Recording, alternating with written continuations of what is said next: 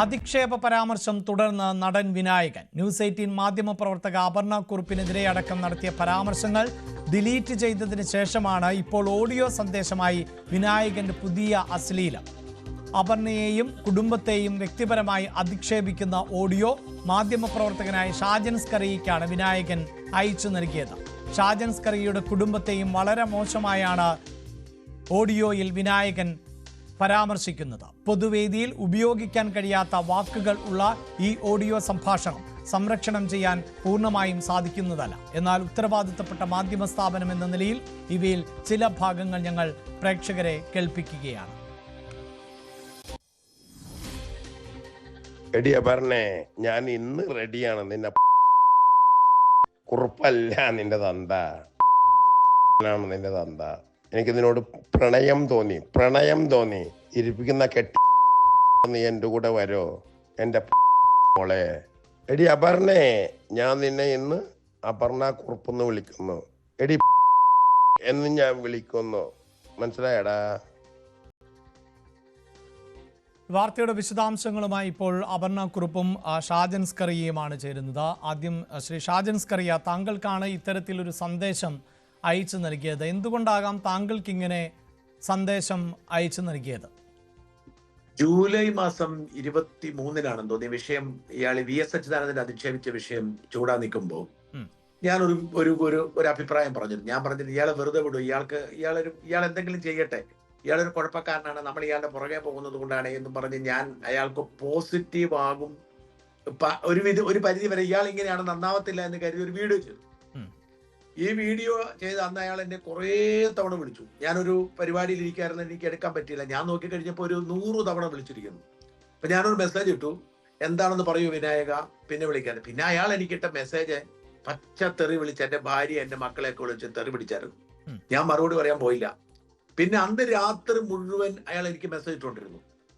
ഒരു വൈകുന്നേരം തുടങ്ങി, അന്ന് നേരം വെളുത്ത് ഞാൻ എടുത്ത് നോക്കുമ്പോൾ ഇതേ മെസ്സേജുകൾ അയാൾ എനിക്ക് രാവിലെ പച്ചത്തെറി പറഞ്ഞു, ഭാര്യയെ ചീത്ത വിളിച്ച്, മക്കളെ ചീത്ത വിളിച്ച്, എന്റെ പെൺകുട്ടിക്ക്, എന്റെ മകൾക്ക് 16 വയസ്സേ ഉള്ളൂ, ആ കൊച്ചിനെ കുറിച്ചൊക്കെ വൃത്തികേട് പറഞ്ഞ് അയാൾ എനിക്ക് എന്തൊക്കെ നമുക്ക് പറയാൻ വയ്യാത്ത തരത്തിലുള്ള വൃത്തികേടുകൾ മാത്രം പറഞ്ഞാൽ എനിക്ക് മെസ്സേജ് ഇട്ടുകൊണ്ടിരുന്നു. വേറെ എന്തൊക്കെയോ ഇട്ടുകൊണ്ടിരുന്നു. ഞാൻ ഇത് ഇനിയിപ്പോ ഇയാളുടെ പറയാൻ ശ്രീ ഷാജൻ സ്കറിയ, അതായത് താങ്കളുടെ കുടുംബത്തെ കൂടി അവഹേളിക്കുന്ന, ആക്ഷേപിക്കുന്ന തരത്തിലുള്ള സന്ദേശങ്ങളാണ് അയച്ചത് എന്ന് താങ്കൾ പറയുമ്പോൾ, ആ സന്ദേശത്തിൽ കൂടി അത് പൂർണ്ണമായും പ്രേക്ഷകരെ കേൾപ്പിക്കാൻ പറ്റുന്നതല്ല എങ്കിലും കേൾപ്പിക്കാൻ പറ്റുന്ന ഭാഗങ്ങൾ, മറ്റു ഭാഗങ്ങൾ ഞങ്ങൾ എഡിറ്റ് ചെയ്ത് നീക്കിയതാണ്. അതുകൂടി ഒന്ന് കേൾക്കാം. കറക്റ്റാണ് സാജ, അത് കറക്റ്റാണ്. പക്ഷെ നിങ്ങളൊക്കെ നന്മ നിറഞ്ഞ മാധ്യമ പ്രവർത്തകരായതുകൊണ്ട് സാജന എത്തി തന്നതാണ്. അവക്കല്ല, തൻ്റെ ഭാര്യയ്ക്ക് ഞാൻ കൊടുക്കുന്നു. ഓക്കെ, പറയാൻ മറന്നായി. തൻ്റെ അവക്ക് മാത്രമല്ല, ഈ ലോകത്തിലെ നിറം നിറഞ്ഞ തൻ്റെ അവക്കും ഞാൻ കൊടുക്കും. ഓക്കെ, നാളെ തന്നെ കൊടുക്കും കേട്ടോ, പുറത്തു വരും. ഓക്കെ സാജ, നല്ലോണം പത്രപ്രവർത്തനം ചെയ്ത് ജീവിക്ക്. ഓക്കെ, തൻ്റെ ഭാര്യയും തൻ്റെ മകളും ഒരുവിധം ഇതുവരെ ഞാൻ വിളിച്ചു പറഞ്ഞല്ലോ സാജ, നാളെ എന്തായാലും തൻ്റെ മകക്കിട്ട് ഞാൻ കൊടുക്കും. ഓക്കെ, യെസ്, ഈ നിലയിലുള്ള സംഭാഷണമാണ് വിനായകന്റെ ഭാഗത്ത് നിന്ന് ഉണ്ടാകുന്നത്. ഇതിലിപ്പോൾ പറയൂ. ഇതിപ്പം ഈ അപർണയുടെ മെസ്സേജ് ഇട്ടുകൂടെ ഇട്ടതാണ്. ഇതിനു മുമ്പ് ഞാൻ പറഞ്ഞ കുറെ വൃത്തിയായിട്ട് ഞാൻ ഇഗ്നോർ ചെയ്തിരുന്നു. അത് കഴിഞ്ഞ് ഞാൻ ഇയാളുടെ മെസ്സേജ് ഒന്നും എടുക്കേണ്ടെന്ന് തീരുമാനിച്ചിരിക്കുമ്പോഴാണ് കഴിഞ്ഞ ദിവസം ഈ അപർണയെ ചീത്ത വിളിച്ചുകൊണ്ട് മെസ്സേജ് ഇട്ടു. അപ്പോ അതിങ്ങനെ ഇത് മുമ്പ് നമ്മൾ ആദ്യം കേൾപ്പിച്ച മെസ്സേജ് അടക്കം കുറെ മെസ്സേജ് ഇട്ടു. അപ്പൊ ഞാൻ ചോദിച്ചു, നിങ്ങൾ ഈ അപർണയോട് പറയാനുള്ളത് എന്നോട് എന്തിനാ പറയുന്നതെന്ന് ചോദിച്ചപ്പോഴാണ് ഇപ്പോഴത്തെ മെസ്സേജ് വന്നത്. അത് കറക്റ്റ് ആണെന്ന് പറഞ്ഞ് വീണ്ടും എനിക്ക് മെസ്സേജ് ഇട്ടത്. എനിക്കറിയത്തില്ല എന്തിനാണ് അപർണയ്ക്കുള്ള മെസ്സേജ്. ഞാൻ മനസ്സിലാക്കുന്നത് ഇയാൾ പലർക്കും ഇത് ഇട്ട് കൊടുക്കുന്നുണ്ട്. കാരണം ഞാനും ഇയാൾ തമ്മിൽ ഒരു ബന്ധവുമില്ല. ഞാൻ ഈ 2 വോയിസ് മെസ്സേജ് ആകപ്പാട് ഇയാൾക്ക് മറുപടി ആയിട്ട് ഇട്ടിട്ടുള്ളൂ. ആദ്യം ഒരിക്കൽ എന്താ വിവരം പറയാൻ പറഞ്ഞു, ഇപ്പൊ എന്തിനാണ് അപർണയ്ക്കുള്ള മെസ്സേജ് എനിക്ക് ഇടുന്നതെന്ന് ഞാൻ ചോദിച്ചു. ഇത് മാത്രമേ ചോദിച്ചുള്ളൂ. അപ്പൊ ഞാൻ മനസ്സിലാക്കുന്നതനുസരിച്ച് അപർണയെ കുറിച്ച് അയാളുടെ ഫേസ്ബുക്ക് പോസ്റ്റ് ഇടാതെ അയാൾ നിരവധി പേർക്ക് ഇത്തരം മെസ്സേജുകൾ അയച്ചു കൊടുക്കുന്നുണ്ടെന്നാണ്. അയാൾക്ക് എന്തോ കുഴപ്പമുണ്ട്. അയാളെ ആരൊക്കെയോ പിന്തുണയ്ക്കുന്നു. അയാൾ ഇവിടുത്തെ സാംസ്കാരിക നായകനായിരിക്കുന്നു. അയാൾക്ക് ഇവിടെ വലിയ പിന്തുണയാണ്. അങ്ങനെ അയാൾ വിപ്ലവത്തിന്റെ നായകനായതുകൊണ്ട് അയാൾക്ക് ആരെക്കുറിച്ച് എന്തും പറയാം. ഈ അവസ്ഥയല്ല. ഞാൻ അതുകൊണ്ടാണ് വാസ്തവത്തിൽ ഭാര്യയെക്കുറിച്ചും പിള്ളേരെക്കുറിച്ചും പറഞ്ഞത് ഒരു പരാതി കൊടുക്കേണ്ടത്. പക്ഷെ പരാതി കൊടുത്തിട്ട് കാര്യമില്ല.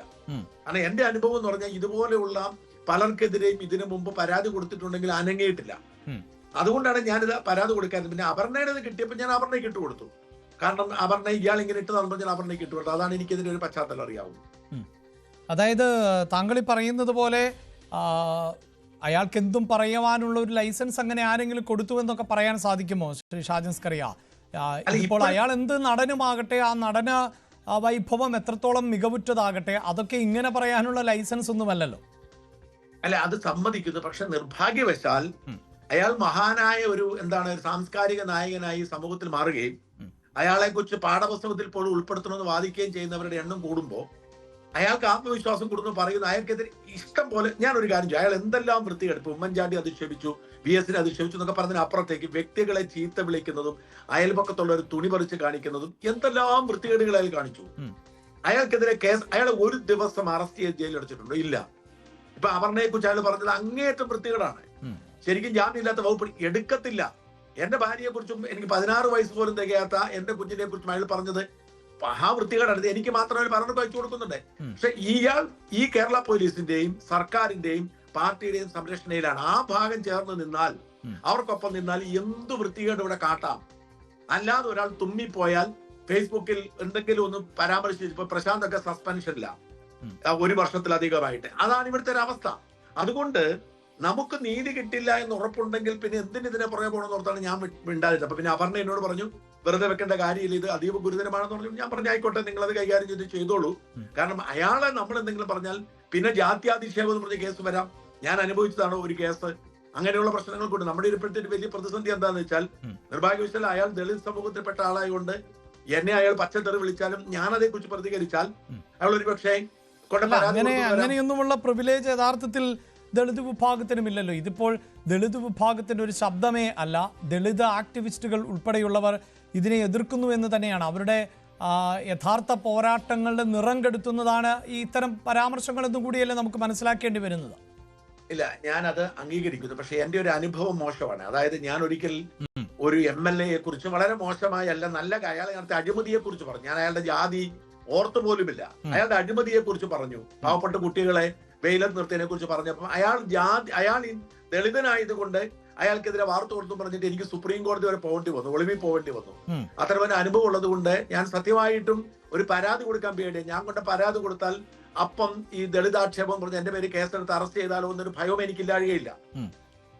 അതായത് തിരിച്ചേതെങ്കിലും തരത്തിലുള്ള പരാതികൾ വരികയോ സൃഷ്ടിക്കപ്പെടുകയോ ഒക്കെ ചെയ്താൽ അയാളെ പിന്തുണയ്ക്കാൻ ഇപ്പോഴും ആളുകളുണ്ട് അല്ലേ? ഉണ്ട്. അയാൾ പറഞ്ഞ എല്ലാ വൃത്തികേടുകളും അയാളിപ്പോ കഴിഞ്ഞ ദിവസം പോലീസ്, ഞാൻ ആ പോലീസ് ഉദ്യോഗസ്ഥനോട് സംസാരിച്ചു. പോലീസിന് കൊടുത്ത മൊഴി അയാൾ കവിതയാണ് എഴുതുന്നതാണ്. ഈ പറഞ്ഞ പച്ചത്തെറിയ അയാൾ കവിതയാണെന്ന് വ്യാഖ്യാനിക്കുമ്പോൾ അത് കവിതയാണെന്ന് കുറിച്ചിട്ട് അത് കവിതയാണെന്ന് റിപ്പോർട്ട് കൊടുക്കുന്ന പോലീസുകാരിവിടെ ഉള്ളത്. എന്റെ ഭാര്യയും എന്റെ മക്കളെയും ഒരു ബന്ധമില്ല. അവരോട് ഞാൻ പറഞ്ഞില്ല. അവരിപ്പം ഇത് കേൾക്കുമ്പോഴായിരിക്കും അവരറിയാൻ പോകുന്നത്. ഞാൻ അവരോട് പറയാനും പോയില്ല. ഇത് അവരോട് പറഞ്ഞ് അവരറിയാൻ പോകുന്ന ഇപ്പോഴായിരിക്കും. അപ്പം ഇത് കവിതയാണെന്നായിരിക്കും പോലീസ് റിപ്പോർട്ട്. നമ്മൾ എന്ത് ചെയ്യും?